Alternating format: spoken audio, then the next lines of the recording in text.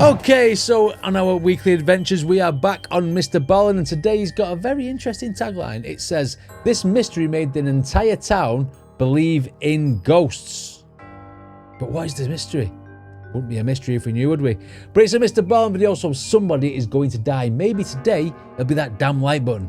Let's see what this is about. As always, if this is the first time being here, then please consider hitting like and subscribe. It supports me, it supports the channel, and I do appreciate it very, very much. I like the fact that Mr. Ballen is wearing a red shirt because it goes with all my background stuff, and I'm the odd one out with my blue shirt on. But it does say, less of the dumb fuckery today. You know what I mean? So, let's check it out. Today, I'm going to tell you two stories that really have shock endings. I mean, the plot twists in both these stories are absolutely worth waiting for. Right. But before we get into those stories, if you're a fan of the strange, dark, and mysterious delivered in story format, then you've come to the right place because that's all we do. So, if that's of interest to you, please remove the batteries. You forgot to say, and we upload once a week. You forgot to say that, Mr. Ballen. You're slipping. You're going to do something to the like button now. I know his intro off by fucking word for word now. Because that's all we do. So, if that's of interest to you, please remove the batteries from the like button's TV remote, and then once they're out, go ahead and use super glue and glue the back on. Also, please subscribe to our channel and turn on all notifications so you don't miss any of our weekly uploads. Okay, let's get into today's stories. I messed up. Hang on. Knocking in the night. Let's go. On the night of May 3rd, 1897, wow, a long time a 43-year-old widow named Mary Titus lay in her bed inside of her house in the small town of Plymouth, Pennsylvania. Right. Mary, as she laid there, she just could not fall asleep because she kept hearing this strange tapping sound coming from somewhere in her house. Eventually, Mary just stopped trying to fall asleep altogether, and she just sat up and just listened really intently to figure out, where the sound is coming from. But she just couldn't do it. It was sort of erratic, and it seemed like it was coming from all over the house, and at one point it felt like it was right below her, and then it was over here. I mean, it really was hard to pinpoint where it was even coming from. Usually when you get noises going bang, bang, bang, bang, here, there, and everywhere, normally your pipes weren't lagging. Now, what was the state of central heating in 1897? I don't know. Was it people with just fire and wood and coal, or did they actually have central heating of some description? I don't know, because I wasn't around in 1897. I doubt they had it, to be honest. It was probably just like paraffin burners and stuff. And then it was over here. I mean, it really was hard to pinpoint where it was even coming from, let alone what was actually causing it. And then on top of that, the volume of this tapping was also changing. Sometimes it would get really loud, and then it would be super faint and she could barely hear it. But it was still there, somewhere in her house. But then sort of inexplicably, the tapping sound just abruptly stopped. Mary is sitting up in bed, it's 2, 3 in the morning, and it's just silence in her house. And at that point, Mary told herself, okay, well, clearly it was some animal, or maybe it's a branch tapping on the outside of her house or something. She's rationalizing the sound. It's gone now, so it can't be harmful, and I should just stop thinking about it and actually go to sleep now. But shortly after laying her head back down on the pillow, when she was almost asleep, she started hearing this sound again. And again, she just could not tell where it was coming from. Now, Mary, she was a widow, but she did have somebody else who lived with her in the house. It was her daughter, her 18-year-old daughter, whose name was Cora. Cora's father and Mary's husband had passed away tragically 11 years earlier in this terrible mining explosion. And really, even though it had been 11 years, Mary and Cora were still very much living in the shadow and the grief of, his death. This is something that they really had never been able to move past. And so as Mary is laying here in bed and she's hearing this tapping sound starting again, part of her thinks maybe it's Cora, maybe she's doing something. But really what was going through her head when this tapping sound began again was how utterly alone she felt and how badly she missed her husband. Like she really just wished he was here, because then she would have told him, hey, go investigate. I'm gonna stay here. You go make sure the house is safe. But obviously he was gone. He'd been gone for over a decade. And so eventually, even though Mary really didn't want to get up and go look for this tapping sound, because truthfully, she was just scared at this point. Yeah. But she's thinking about her daughter, Cora, who's downstairs, and heaven forbid there's some problem in the house. Maybe an animal has literally gotten into the house and it could be hazardous. She doesn't know. So she needs to go and be the brave one and go find out where the sound is coming from and make sure her daughter's okay. I mean, to be fair, night after night after night of tapping, and you can't get to sleep. It would play on your mind, wouldn't it? I mean, it could be a tap. I don't mean a tap as in a noise like that. I mean a tap like a water tap dripping somewhere. On top of that, her daughter, Cora, had recently had this really bad case of strep throat. And while she was recovering, she really was not back to 100%. And so Mary told herself, this is an opportunity as much as anything to go down and just check on her daughter and make sure she's okay. Yeah. And so finally, Mary musters the courage and she takes her sheets off and she gets up out of her bed. And at the same time, the tapping is sort of rocketing all around the house. It's all over the place. And right as Mary steps onto the ground, she's out of her bed, the tapping stops. Mary starts walking towards the door and there's nothing. She gets to the door, she opens it up, she listens, she's looking out, but there's nothing. And the house is completely silent. And there was something kind of eerie about it. It's like something to do with bed. It's got to be something to do with bed. Maybe she's quite heavy and all the floorboards are creaking in her room. When she got off the bed, it stopped the tapping because the floorboards are not creaking. Just a thought. No one said how big or how heavy Murphy was. Sound was responding to Mary's actions. And suddenly all of Mary's courage evaporated. And she thought, you know what? The sound has stopped. Everything's okay. I'm sure Cora's okay. I'm getting back in bed and I'm going to sleep. And that's what she did. She rushed back to her bed. She did not go check on Cora. She just got under the sheets, pulled him up to her chin, and just hoped the sound wouldn't come back. And it didn't. And eventually, Mary fell asleep. The following morning, when Mary woke up, she immediately kind of took stock and realized, okay, I'm okay. Everything seems fine in the house. She listened and didn't hear any knocking sounds. And she quickly got up, she got dressed, she went downstairs into the kitchen, and Cora was actually already down there doing some needlepoint, and she seemed perfectly fine, albeit still recovering from her strep throat. But she was okay. She was in the kitchen in good spirits. And so Mary just kind of, breathed a sigh of relief here. Even though, again, she really has no idea what that tapping was. She has no idea if it was sinister or not. This could be totally benign, but there was just something uneasy about it.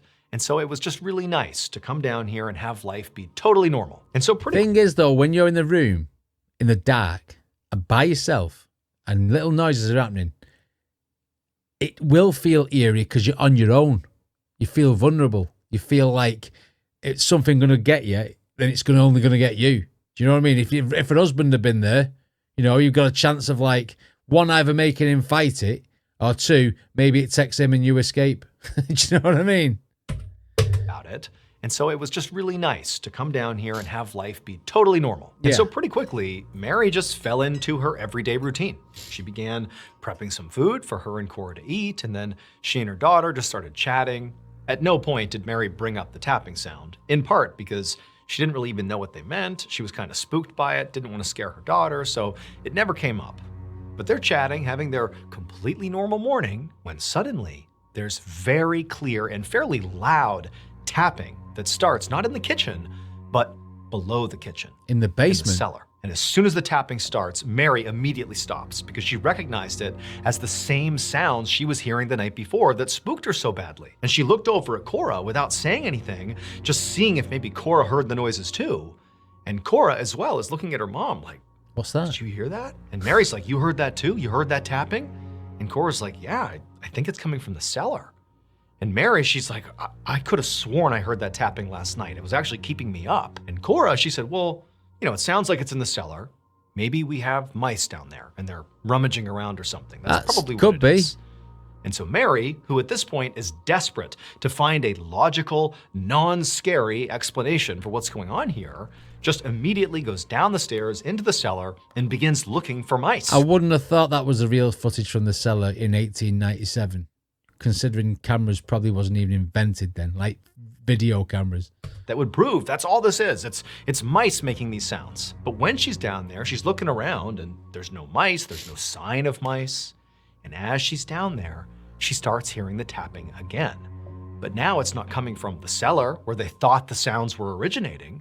It's coming from somewhere above her. And as soon as Mary hears this tapping sound, she hears Cora reacting to it upstairs in the kitchen, like she was kind of startled by it. And so Mary runs back upstairs to the kitchen. She looks at Cora, and Cora is visibly distressed because she's like, I heard it. It was in here, it was in the kitchen or somewhere nearby. I didn't see anything, but I heard it. As soon as you went down there, I heard it. And so at this point, Mary is undeniably scared.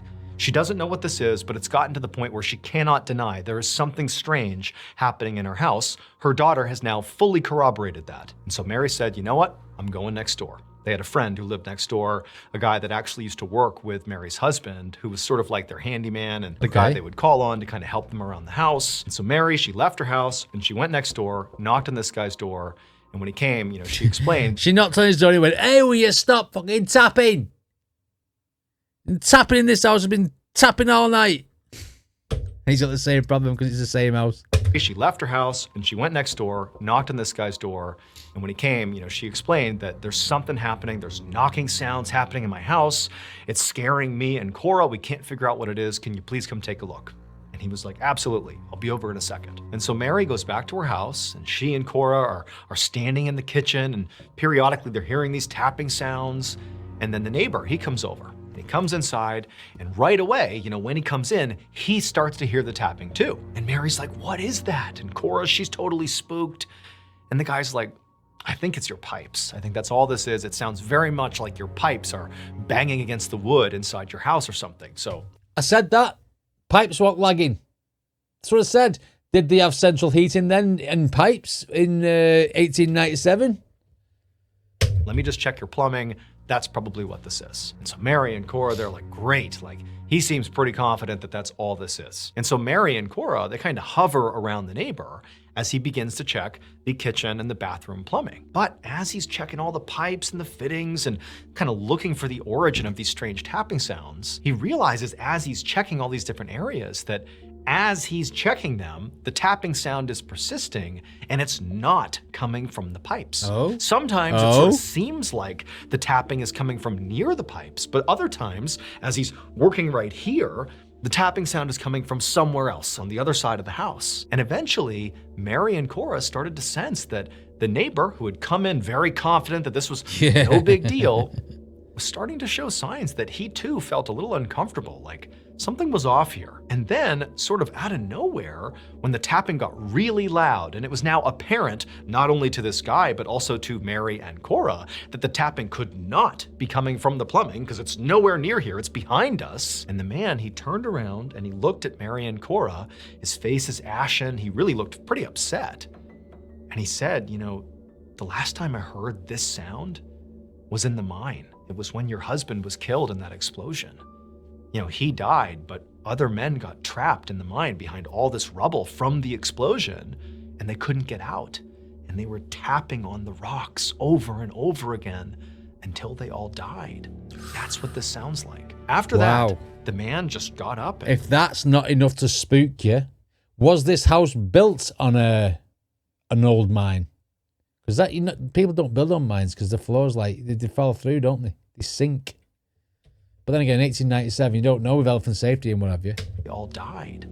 That's what this sounds like. After that, the man just got up and hastily left and just told them, I'm sorry, I can't help you. And he was out the door and back over to his house. And so Mary and Cora, they're left wondering, like, what do we even do? Who do we talk to? What's happening here? But for Mary specifically, even though she couldn't believe that this guy had just told her that, what a horrible thing to tell her. I mean, he knows she's grieving the loss of her husband. Absolutely. How could you possibly say that to me? But she's thinking about what he told her, that it sounds like the tapping of these doomed men, including her husband, tapping on the mine walls before they perished. And she started to wonder. Yeah, nice one, mate. What if these are ghosts? What if it's my husband and these men who died in the mines 11 years ago, trying to get my attention? What if they're trying to communicate with me? Over the next 4 days, the tapping sound inside of their house continued. And the story about what was happening here spread all across town.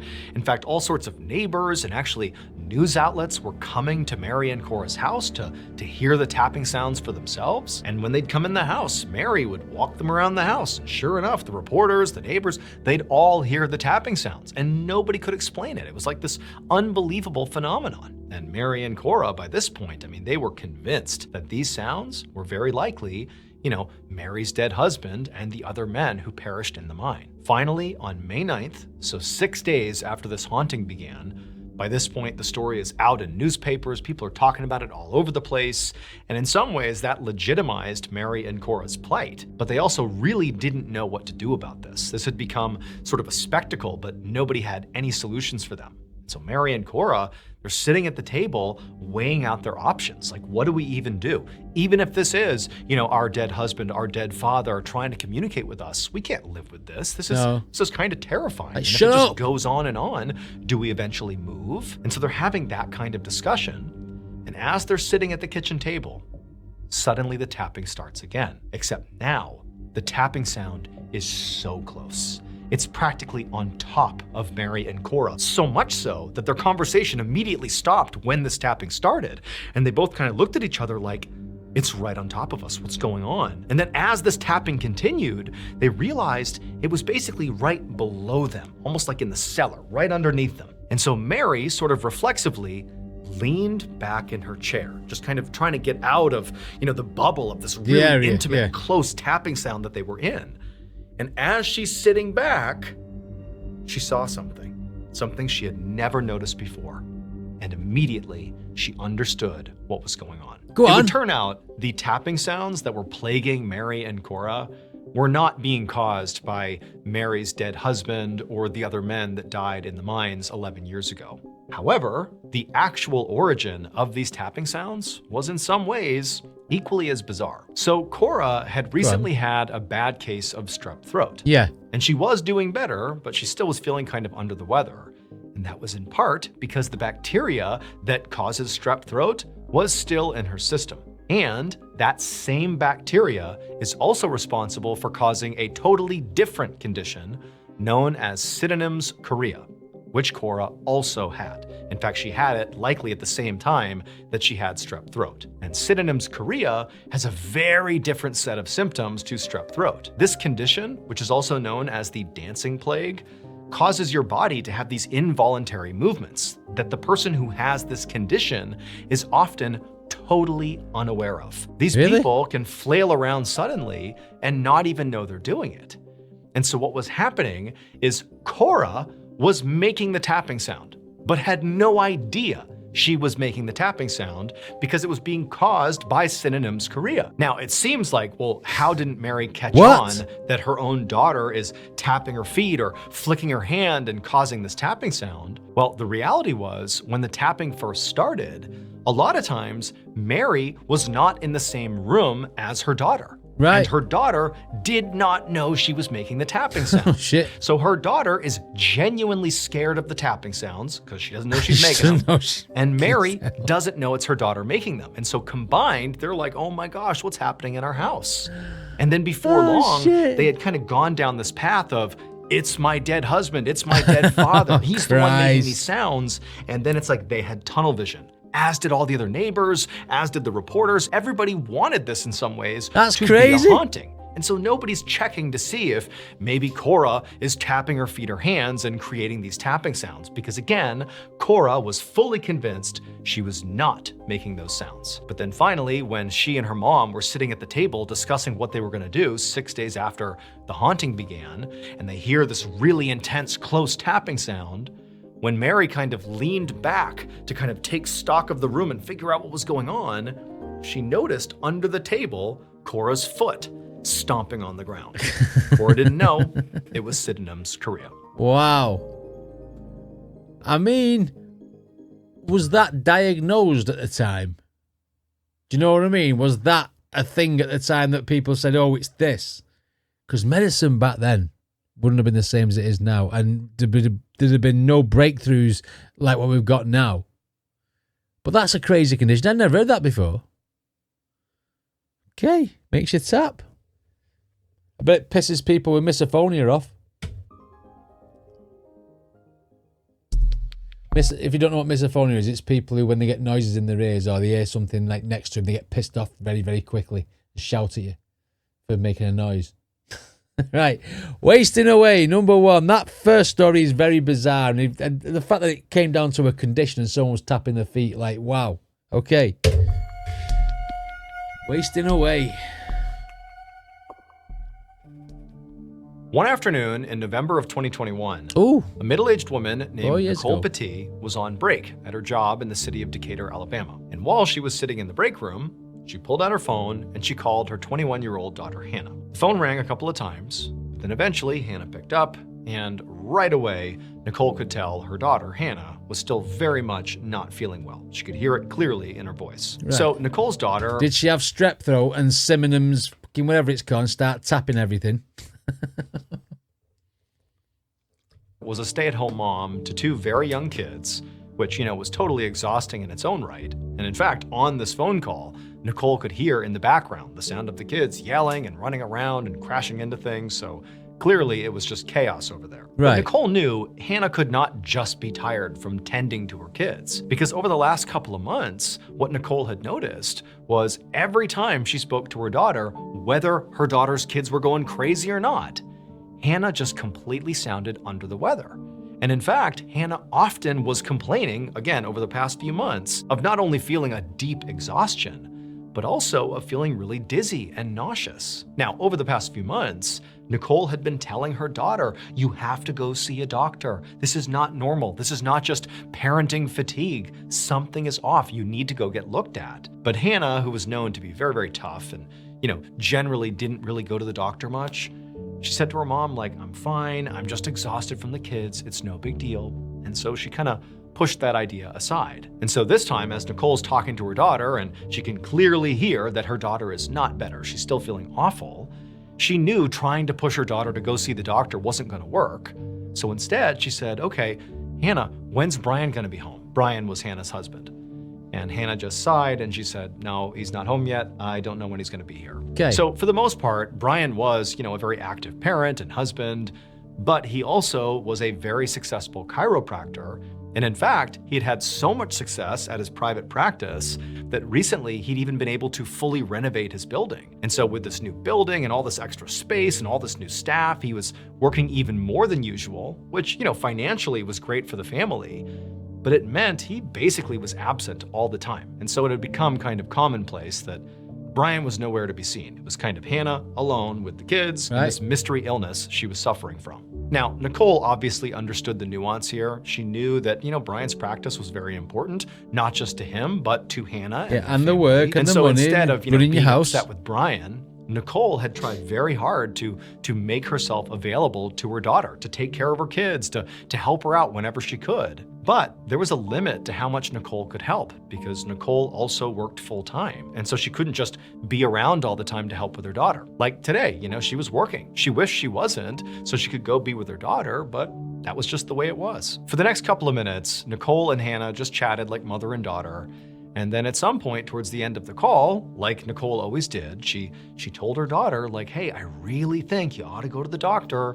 If you tell me what day you're gonna go and you make an appointment, I'll go over and take care of your kids. I'll even take you to the appointment, whatever you need. Don't let logistics be the reason you don't see a doctor. Like whatever you need, you let me know and I will help you if I can. I'll flex my schedule to accommodate yours. But like Hannah always did, she just kind of brushed off her mom and said, okay, maybe I'll go see a doctor. I don't know, but I think I'm gonna be fine. I'm gonna rest, I'm gonna take vitamins, I'm gonna eat well, I'm gonna do all the things, and I'm sure this will pass. Nicole sighed when she heard this because basically she hears her daughter saying, I'm not going to the doctor still.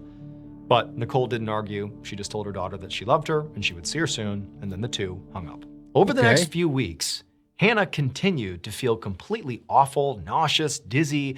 All of her symptoms persisted and in some ways even got worse. But no matter how much pressure was put on her, namely by her mom, to go see a doctor, Hannah didn't. She really had convinced herself that this was just, parenting fatigue and that she would just get through it and she would be fine, which again was sort of very much her personality. She was parenting fatigue.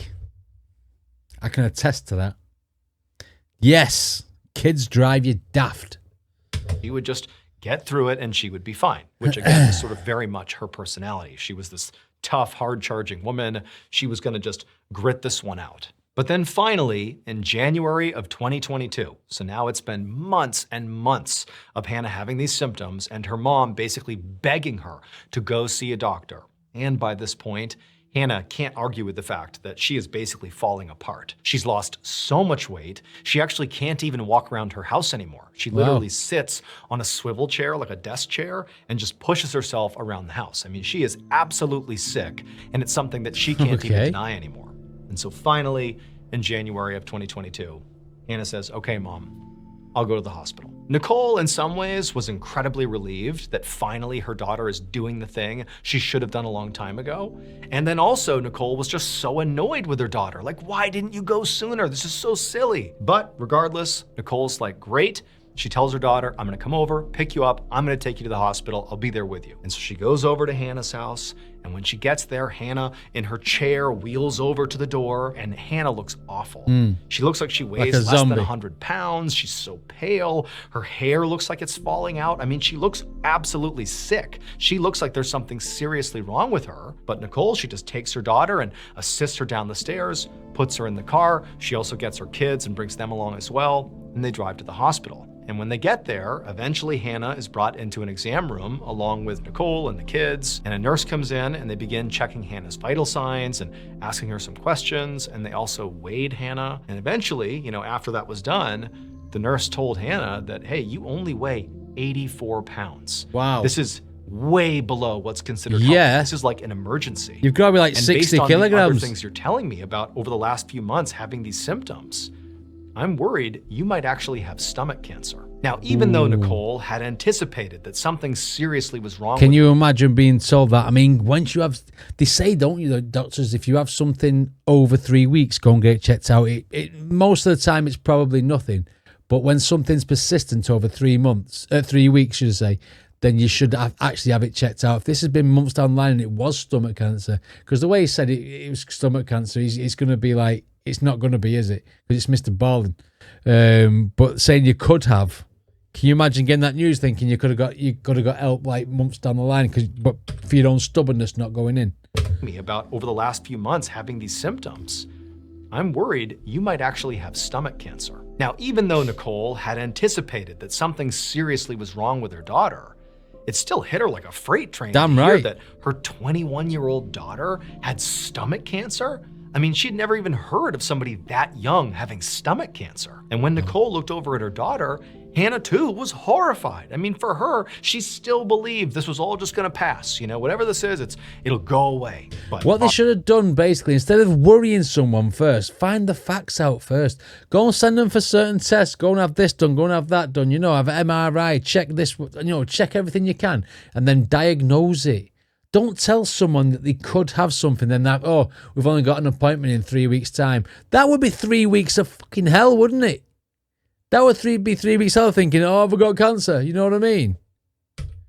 She still believed this was all just gonna pass. You know, whatever this is, it'll go away. But obviously, stomach cancer is not something that just goes away. A couple minutes later, a doctor came in the room and explained to Hannah and Nicole that the next step here was to test Hannah to see if she actually had stomach cancer. Now, the doctor said it was entirely possible this could be something else. But again, based on all the symptoms you've described and the sudden extreme weight loss, unfortunately, this really does appear to be stomach cancer. Something else, though, you can have like some sort of bacteria or parasite in there, can't you, as well? That leaches onto your intestines and stuff. And that can make you lose weight and have all them same symptoms. Is it tapeworm or something like that? I can't remember. Extreme weight loss. Unfortunately, this really does appear to be stomach cancer. But we're going to check, and in a couple of days, we should have an answer. And so Nicole and Hannah, despite obviously being shocked and scared, they both said, you know, whatever we need to do, that's what we're going to do. Facts. A few days later, Nicole was at home when her phone rang. And it was her daughter calling. Now, to this point, Hannah had gone in and begun doing some of the tests to see if she had stomach cancer, and they were waiting for some of the results to come back.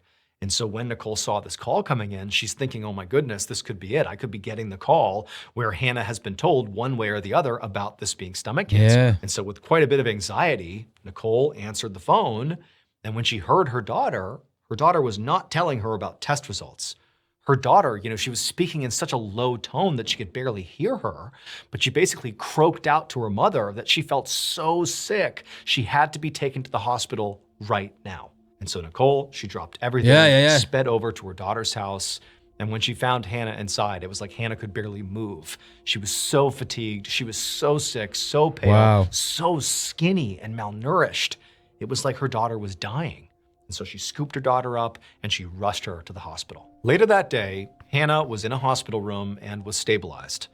When she had come in, she actually was showing signs of what's called acute respiratory failure, which basically meant her lungs are packing in. down. And in fact, one of her doctors had told Nicole that had Nicole not gone over there and rushed her daughter to the hospital on that day, very likely she would have died. She would not have survived another 24 hours. Can you imagine that? So this was as close as you can come to, your daughter dying. But they had been able to stabilize Hannah and she was now resting in bed and they were now trying to figure out what to do.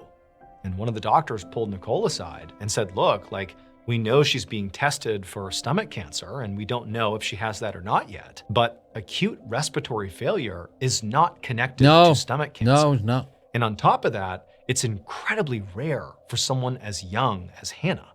So we really don't know what's going on here. All we can do is keep her here, keep her stable, monitor her, and run some additional tests.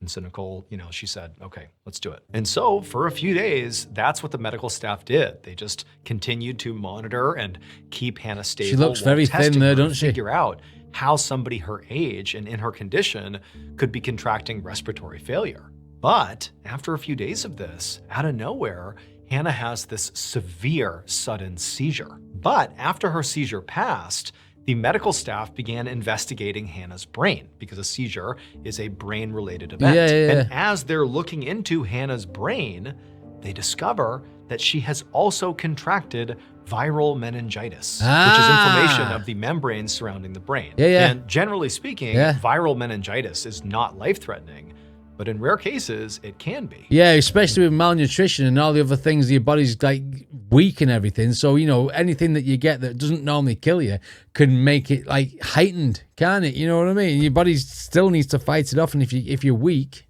Viral meningitis is not life-threatening, but in rare cases, it can be.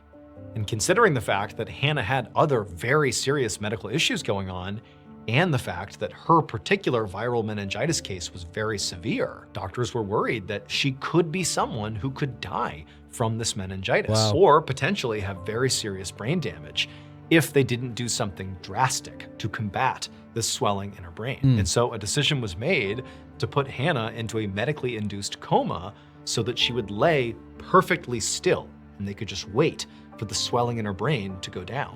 But what that meant functionally was that Hannah would be in this coma indefinitely until, the swelling goes down in her brain or who knows what. I mean, basically the doctors didn't know what was going on with her. However, just a couple of days after Hannah had been placed in this medically induced coma, some of her imaging tests came back from all the testing they had run on Hannah to try to figure out what was going on here. And in particular, there were these imaging tests that came back from her abdomen. They had scanned her abdomen. And what they discovered inside of her abdomen was truly shocking. Hannah's entire digestive tract was covered in white spots. And the doctors all knew that those spots were not cancer. They were something worse. And after running a few more tests what could be worse than cancer, man? Oh my God, what? Were not cancer. They were something worse. And after running a few more tests to confirm their theory, once they had that information that, yep, what we suspect is going on here, they called the police. So remember Hannah's husband, Brian? He's the very successful chiropractor. Well, his practice had been so successful that he had had the funds to fully renovate his office and build this bigger, better chiropractic practice. Right. And that was great, not just for him, but also for forgot Hannah, about her that. family. They were making money hand over fist. Everything was great.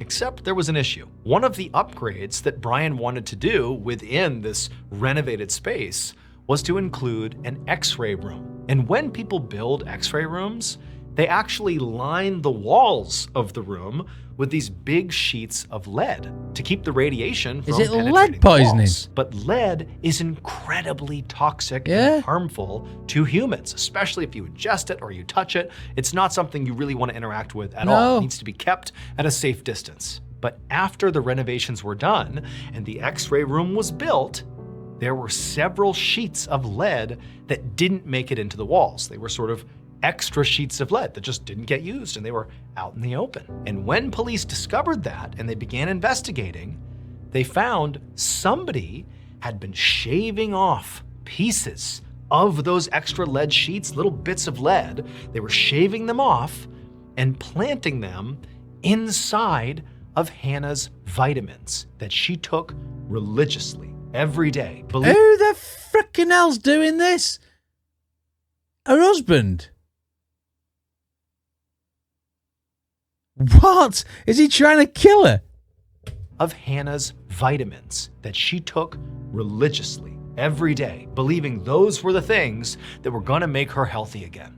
But in reality, sort of ironically, they were killing her. They were doing the opposite. She was literally poisoning herself every time she took one of those vitamins. And who was the person who was shaving off all that lead and literally trying to kill Hannah? Her own husband. Bastard. Right. All those white spots inside of Hannah's digestive tract were literally just pools of lead that had accumulated inside of her because her husband had been trying to poison her to death for months. Miraculously though, Hannah would survive. After nearly 2 months in a medically induced coma, Hannah was healthy enough to be woken up and got to go back home with her kids. As for Brian, he was arrested, found guilty of attempted murder, and sentenced to life in prison. His motive was the $1.3 million in life insurance policies that he had taken out on Hannah. You rat. You rat. Thank you so much for watching. What a rat. Lead poisoning, as if he wouldn't know that that'd come up on a scan. I mean, you see these other people on these like medical shows or these shows where someone's poisoned someone else to try and cash in on like life insurance like that. And they don't use lead, they use something else. I can't remember the name of it. But they can give trace amounts over time and your body expels it. But the damage gets done. Do you know what I mean? It's like a systematic process. I can't remember what drug it is or whatever it is. But I mean, they use that like nowadays if they want to kill somebody and they don't get trained. But lead, it's going to stick out like a sore thumb, isn't it? That guy was thick. But trying to kill his wife as well for 1.3 million. What a bastard. Oh my God, I can't believe that. You know, you marry someone, you think you're fucking with them for the rest of your life. He's trying to kill you for their money. I'm glad he's in prison. In fact, people should start putting lead in his food. But not enough to kill him, just enough to make him sick. Wow. 2 very different, very varying stories. One very, very sinister. And another one, she's tapping and didn't know. Do you know what I mean? What crazy. But at least nobody died today. Nobody died. Well, apart from Thingy's husband, the first one who was in the mine. That was 11 years prior, so it doesn't matter. Anyway, what did you guys think of these stories? Let me know in the comments. Don't forget to check out the original video. Give Mr. Ballen a like, a subscribe, go and follow him, etc. because we react to his videos and they are cool. And I will see you all in the next reaction.